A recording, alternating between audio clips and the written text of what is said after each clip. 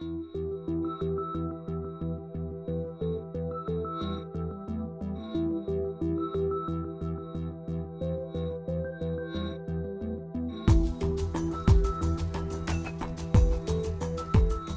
buenas tardes a todos ustedes. Vamos a dar comienzo a la 10ª y última sesión de este curso de Historia Constitucional, Federalismo y Centralismo, 1824 a 1847. En esta última ocasión tenemos a un, pues ya conocido por ustedes, ponente, al doctor José Gámez Torruco, y esto, bueno, les comento que el doctor Jorge Fernández Ruiz no le fue posible asistir y muy generosamente el doctor José Gámez Torruco pues accedió nuevamente a estar presente en este curso y para darle continuidad.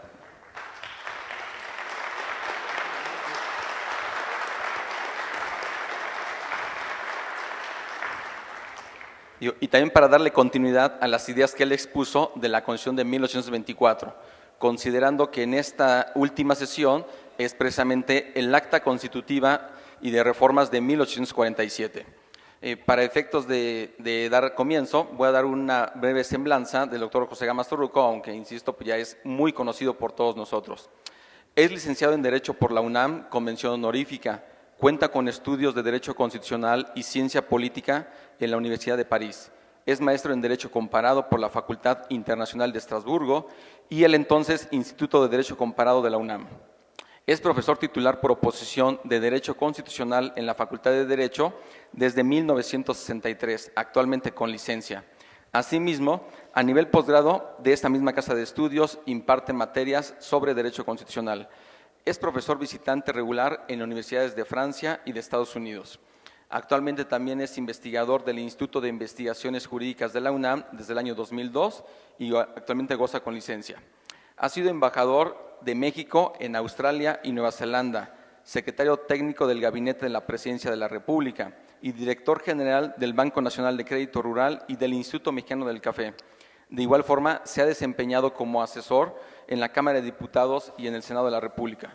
Es autor de distintos libros: Federalismo Mexicano, Regímenes Parlamentarios de Gobierno, Derecho Constitucional Mexicano y México y la Constitución de Cádiz, así como de múltiples trabajos histórico-institucionales.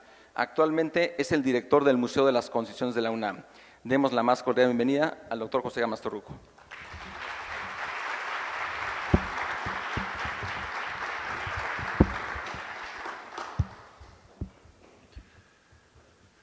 Pues es un gusto estar de nuevo con ustedes. La ausencia de mi colega me da la oportunidad de platicar de nuevo acerca de un tema que me fascina y es toda la evolución del federalismo mexicano. Ya hemos platicado mucho de eso, de manera que ahora me voy a centrar en el tema que se enuncia, que es el acta constitutiva y de reformas del año de 1847, que se registra en general como un documento por el cual se retorna a la Constitución de 1824, lo que es absolutamente cierto, pero este documento tiene muchísimo más que una simple mención de que vuelve al federalismo, como pues quiero comentarlo con ustedes y desde luego pues que ustedes se formen una opinión acerca de por qué la relevancia del acta de reformas.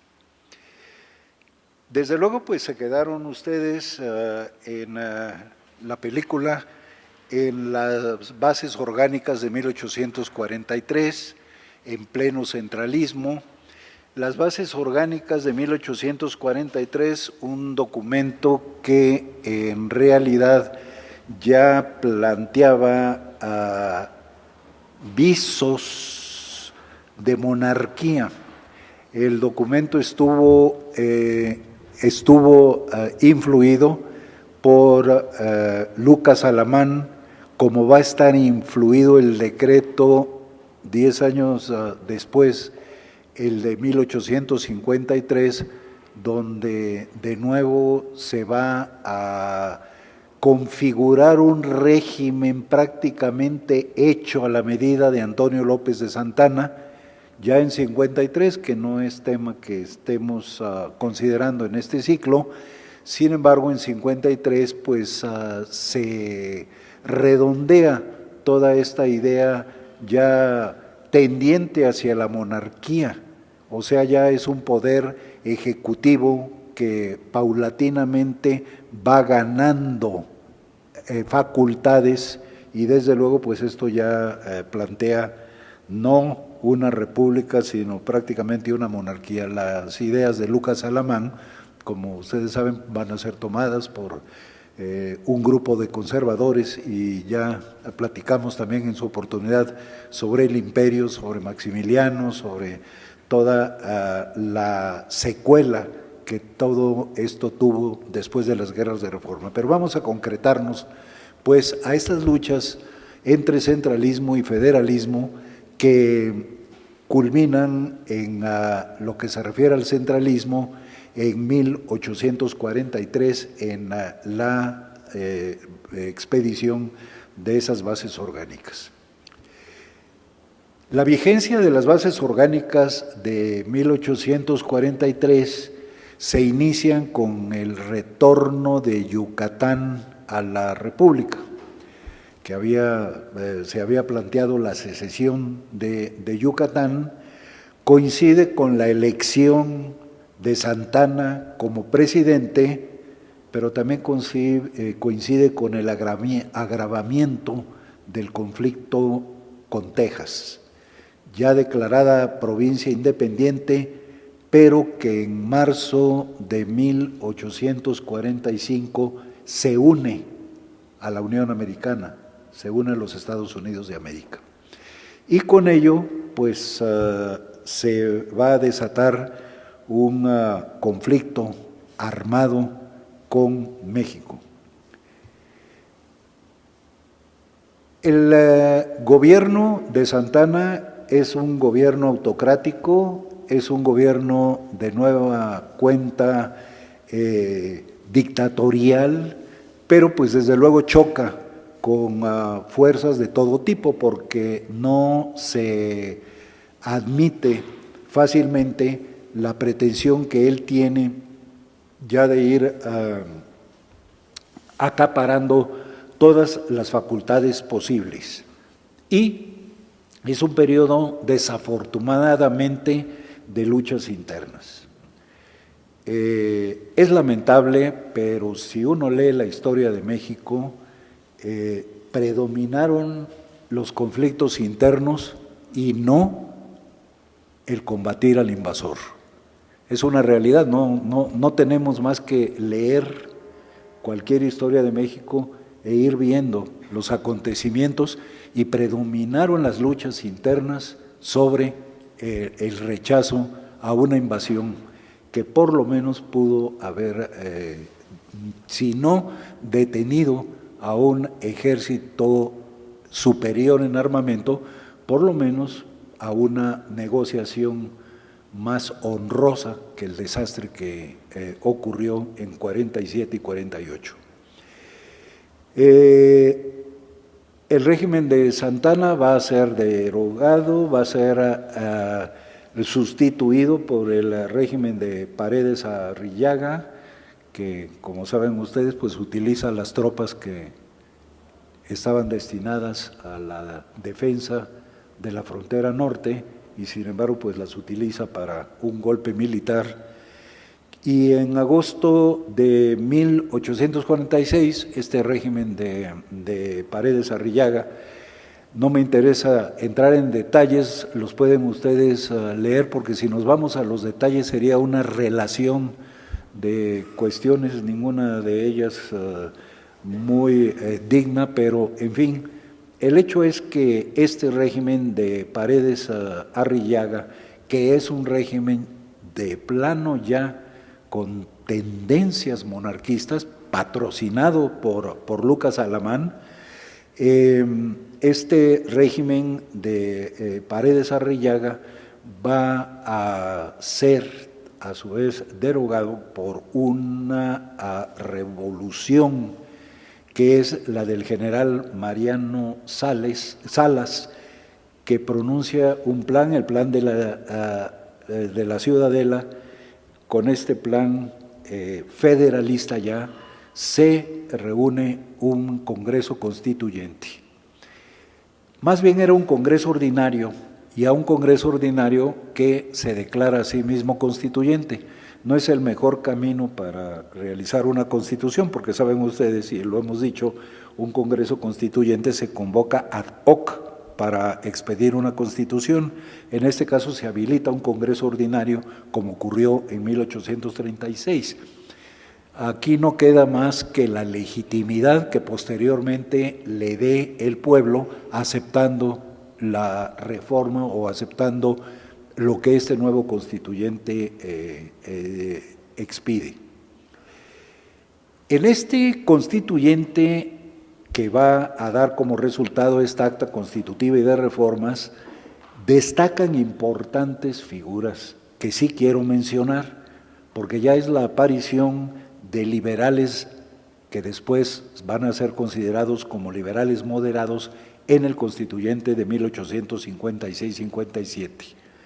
Don José Joaquín Herrera, que va a ocupar posteriormente la presidencia de la República, Octaviano Muñoz Ledo, Juan José Espinosa de los Monteros, Mariano Otero, que fueron también los redactores del proyecto de la minoría en 1842, donde se inscribe ya el juicio de amparo, pero en un proyecto. Mariano Rivapalacio, José María Lafragua, Ignacio Comonfort, José María Pacheco, Manuel Gómez Pedraza, Manuel Crescencio Rejón y Mariano Otero. Ellos son los dos creadores del juicio de amparo, a ello me voy a referir dentro de un momento. Y la Comisión de Constitución, que estuvo a cargo de Espinosa de los Monteros, de Cardoso, de Mariano Otero, que presentan un dictamen, y en este sentido pues vamos a ver cómo este dictamen se va a convertir en el acta constitutiva y de reformas. Yo creo que podemos de entrada decir que el acta constitutiva y de reformas, obviamente hay un triunfo del federalismo, lo que va a buscar es establecer el federalismo, pero no solamente, y esta fue la idea que tenía sobre todo Mariano Otero, también Espinosa de los Monteros, también Muñoz Ledo, también el mismo Rejón, no solamente el decir como se propuso, simple y sencillamente expidamos un decreto que por voluntad del pueblo se restaura la Constitución de 1824, sino lo que buscaron ellos era analizar toda la experiencia que había tenido el federalismo, ciertamente desafortunada, ciertamente siempre en conflicto, pero que al fin y al cabo el país estaba cambiando.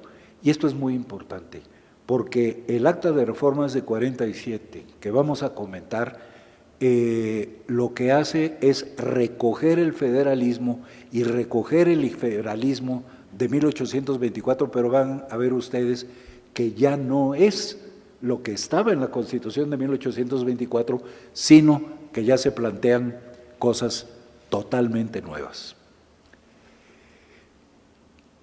Me voy a referir a este punto básicamente en esta charla, y voy a tener desde luego a la vista el texto del acta de reformas para señalarles a ustedes el por qué estoy afirmando estas cuestiones que implican, como ya dije, una aceptación de un federalismo pero actualizado. Ya estamos en 1847 y no estamos en 1824.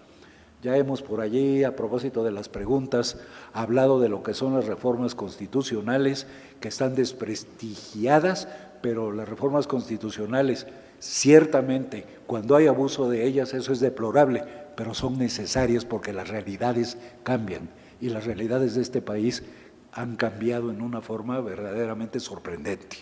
Pero en fin, si nos enfrentamos al acta de reformas de 47, primera cuestión, aparece a nivel constitucional el juicio de amparo. Y eso es algo que no estaba en la Constitución de 1824 y que ahí se quedó. Va a ser recogido por la Constitución de 57, es recogido por la Constitución vigente, ha sido modificado precisamente porque la jurisprudencia de la Suprema Corte de Justicia vino resolviendo una serie de problemas prácticos y esos problemas se llevaron a reformas constitucionales. Esa ha sido la trayectoria del juicio de amparo, pero el juicio de amparo aparece constitucionalmente en el acta de reformas de 1847. Ya eso sería suficiente para considerar este documento no como una simple reforma de la Constitución, como simplemente algo que podemos pasar de largo, que podemos omitir de explicar. El juicio de amparo es ni más ni menos la protección, como aquí se concibe, de los derechos del hombre de todo acto de autoridad. Vale la pena aquí hacer un paréntesis. ¿Cómo se origina el juicio de amparo? El juicio de amparo aparece en la Constitución de Yucatán. Recuerden ustedes, aquí se mencionó al tratar el centralismo, cómo Yucatán se separa transitoriamente de México y expide una constitución. Esta constitución la expide el jurista yucateco Clemente Rejón.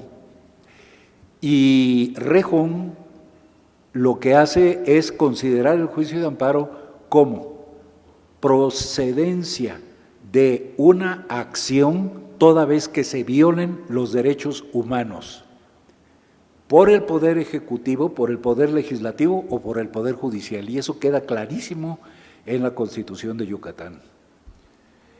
En 1842, Mariano Otero recoge ese juicio de amparo y lo lleva a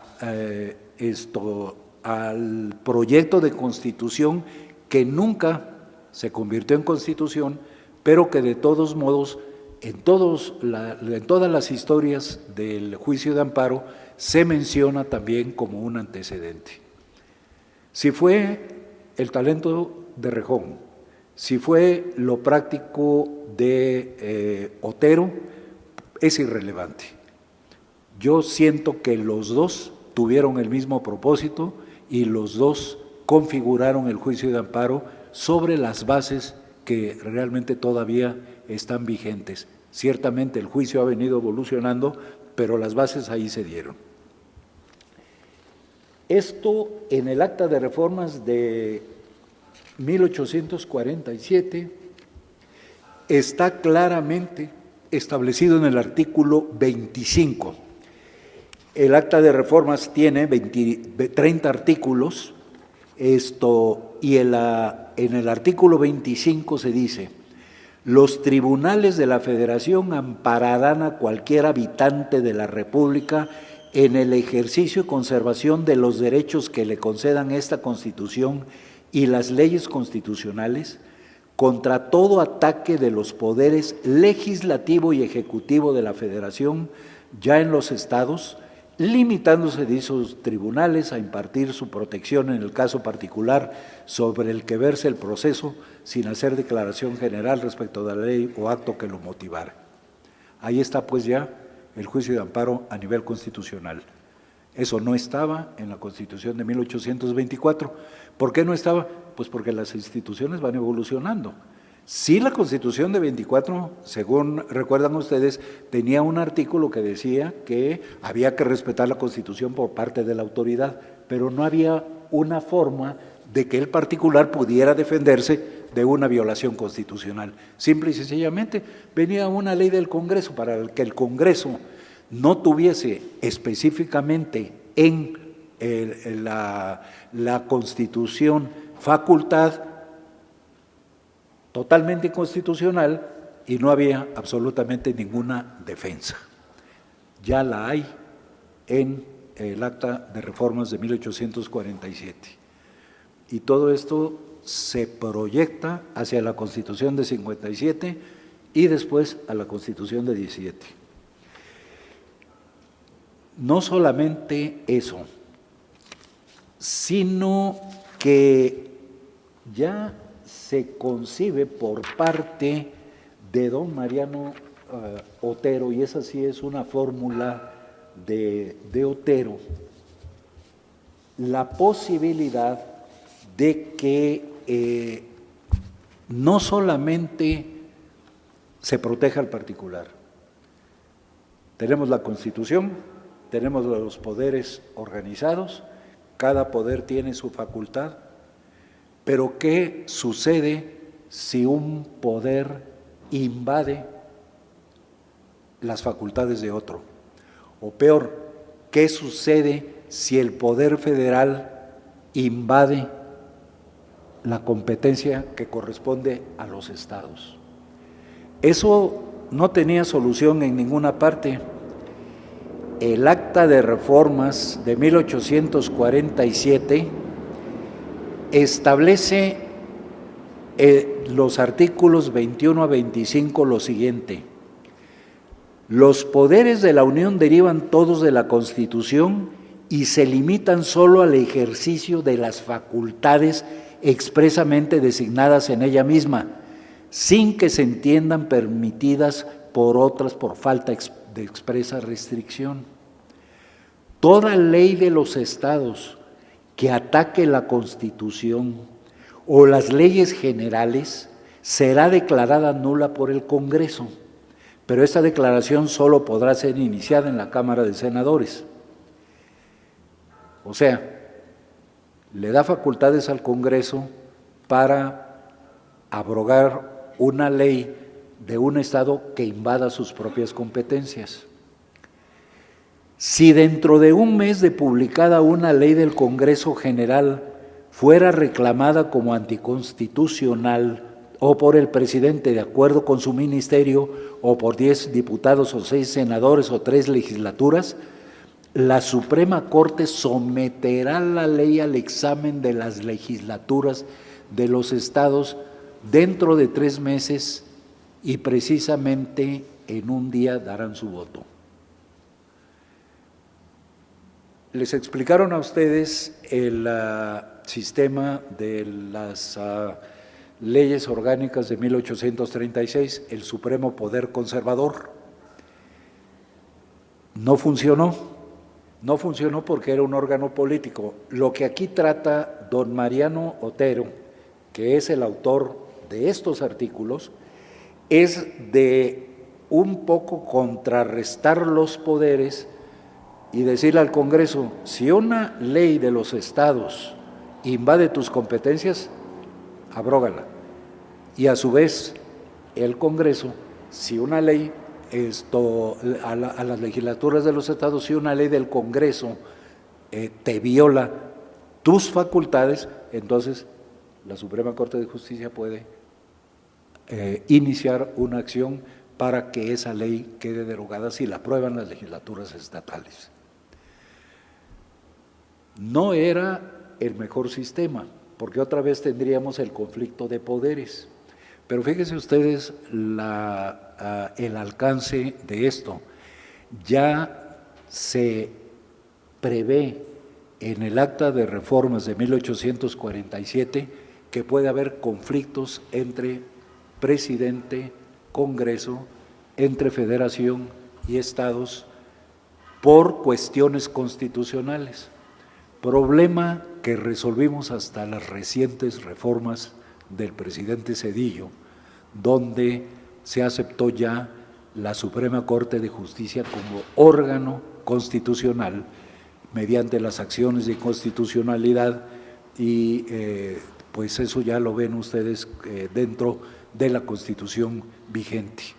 O sea, el sistema que pretendió Otero en el Acta de Reformas de 47 se llevó mucho mayor alcance que el que simplemente se inició con el juicio de amparo, sino que ya se previó totalmente un control de constitucionalidad.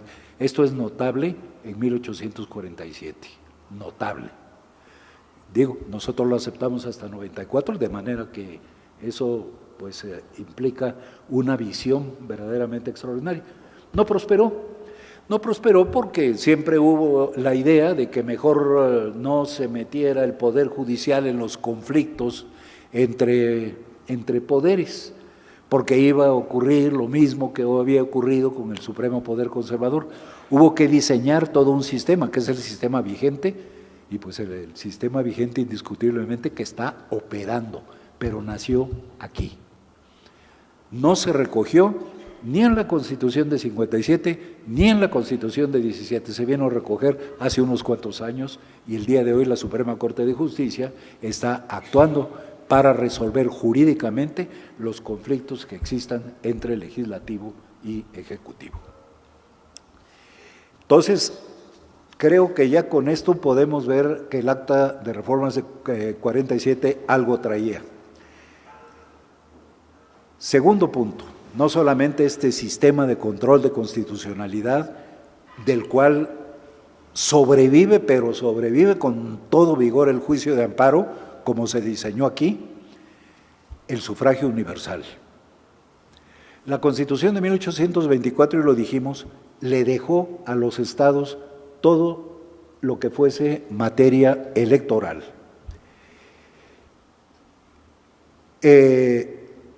Las constituciones centralistas, tanto la de 36 como la de 43, establecieron el sufragio censitario.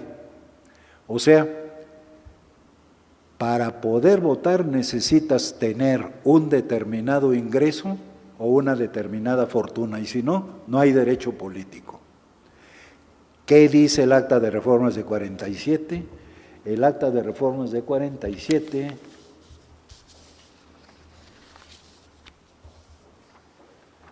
En el artículo primero, todo mexicano por nacimiento o por naturalización que haya llegado a la edad de 20 años, que tenga un modo honesto de vivir y que no haya sido condenado en proceso legal o en alguna plena infamante, es ciudadano de los Estados Unidos mexicanos.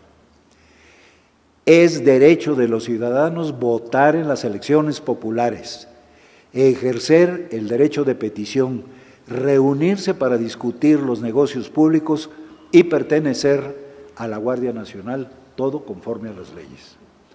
El sufragio universal entra en el Acta de Reformas de 47 y ese sí lo va a recoger la Constitución de 1857.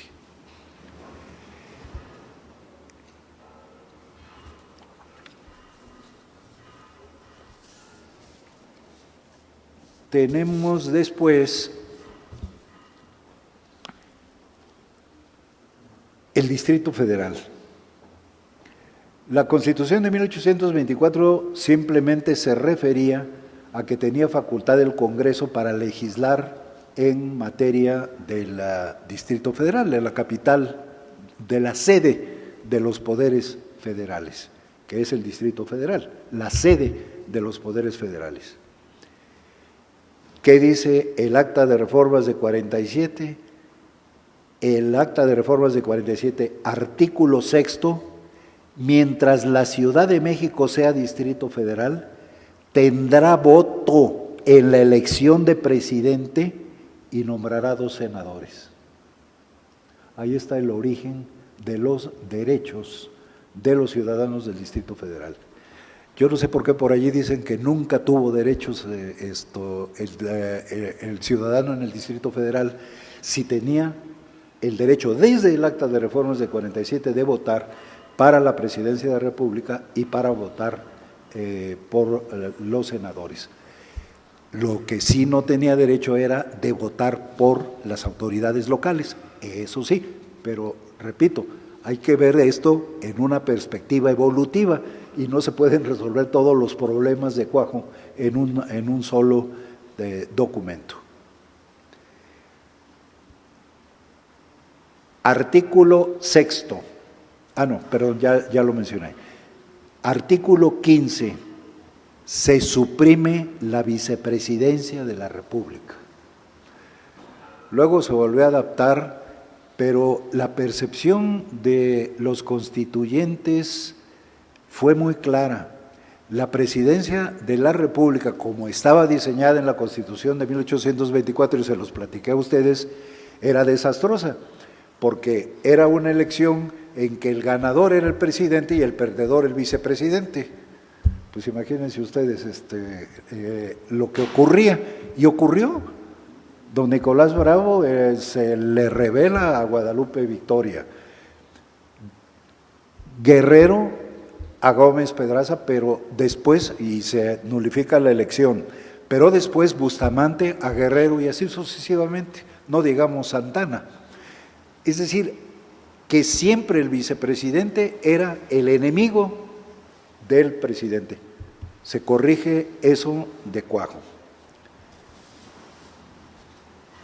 En el artículo 18 del Acta de Reformas de 47 se establece: por medio de leyes generales se arreglarán las elecciones de diputados, senadores, presidente de la República y ministros de la Suprema Corte de Justicia, pudiendo adoptarse la elección directa.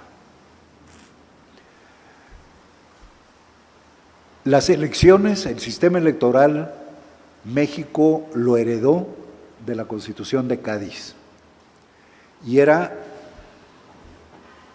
un sistema indirecto mediante el cual se elegían primero compromisarios, luego diputados de parroquia, diputados de partido, diputados de provincia. Una elección indirecta que a medida que iba subiendo la jerarquía podía ser controlado obviamente por las élites. No había elección directa, tampoco la impone el Acta de Reformas, pero sí dice pudiendo adoptarse la elección directa. Es decir, ya se prevé la posibilidad de que haya una elección de este tipo y con ello pues un sistema muchísimo más democrático. No se aceptó esto en 57 y se siguió con un sistema semejante de Cádiz. Fue hasta 1911 cuando la ley que conocemos con el nombre de Ley Madero estableció la elección directa de los diputados y de los senadores, y ya la Constitución de 1917 estableció la elección directa de diputados, senadores, legislaturas locales, gobernadores y obviamente la del presidente de la República.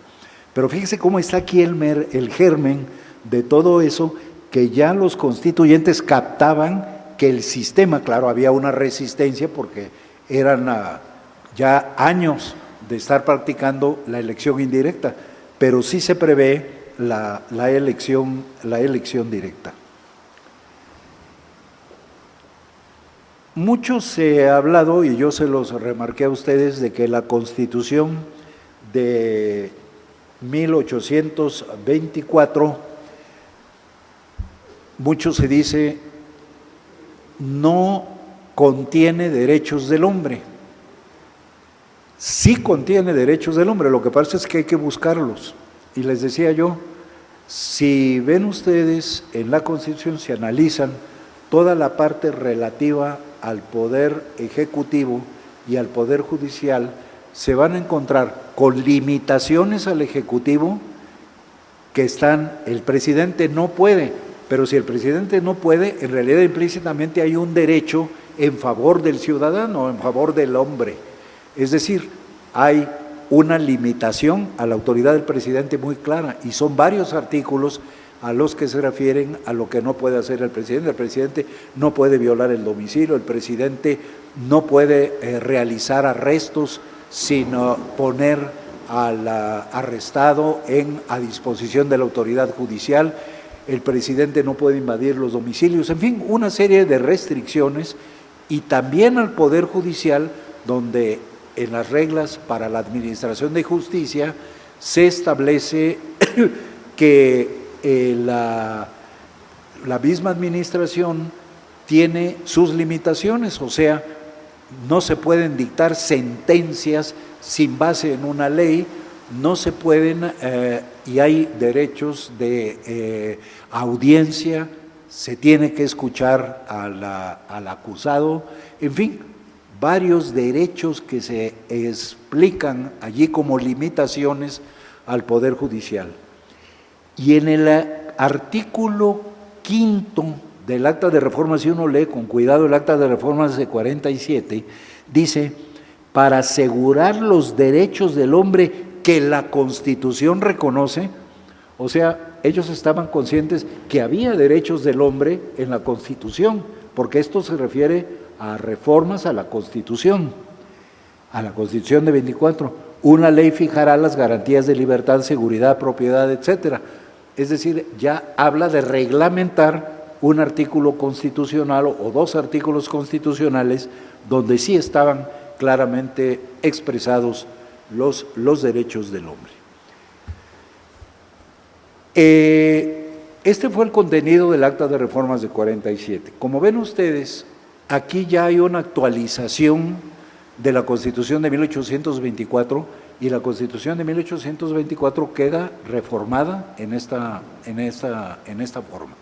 O sea, que ya no tenemos el texto inicial, sino ya tenemos un texto distinto en estas materias en función de que se va actualizando y todas estas actualizaciones ya proyectan una mención que evidentemente es la indicación de que el federalismo ha evolucionado, de que el liberalismo mismo ha evolucionado y de que ya tenemos un nuevo camino. Por eso es que nosotros, sin ser formalistas, en el Museo de las Constituciones, el Acta de Reformas de 1847, nosotros le damos el valor de una Constitución, porque en realidad, pues como ven ustedes, los cambios no son cambios menores, los cambios son cambios sustanciales y son cambios que llegaron casi todos ellos en algún momento o en otro para quedarse dentro del constitucionalismo mexicano. En términos generales es lo que yo les puedo platicar del Acta de Reformas. Me interesa más el ver el contenido, que repito, ver toda la circunstancia histórica que está alrededor de ella, que es muy triste. El Acta de Reformas de 47 se expide cuando las tropas norteamericanas están en Puebla. El Acta de Reformas de 47 entra en vigor y como consecuencia de su entrada en vigor, fíjense ustedes otra cosa importante, se convoca a elecciones, se elige presidente a don José Joaquín Herrera y don José Joaquín Herrera por primera vez desde Guadalupe Victoria, basado en la Constitución de 1824, termina sus 4 años de administración. Esto les indica a ustedes pues la importancia práctica que tuvo este documento y no solamente pues simplemente como se menciona por allí, es que volvió a la vigencia de la Constitución de 1824 y luego no pasó nada. Pasó, como ustedes pueden ver, muchísimo, no de inmediato, pero sí posteriormente. Es pues el Acta de Reformas de 47, digo yo, una actualización del federalismo, del liberalismo de la Constitución del 1824 y una proyección que va a tomar el constituyente de 1857 o posteriormente el de 1917. Muchas gracias.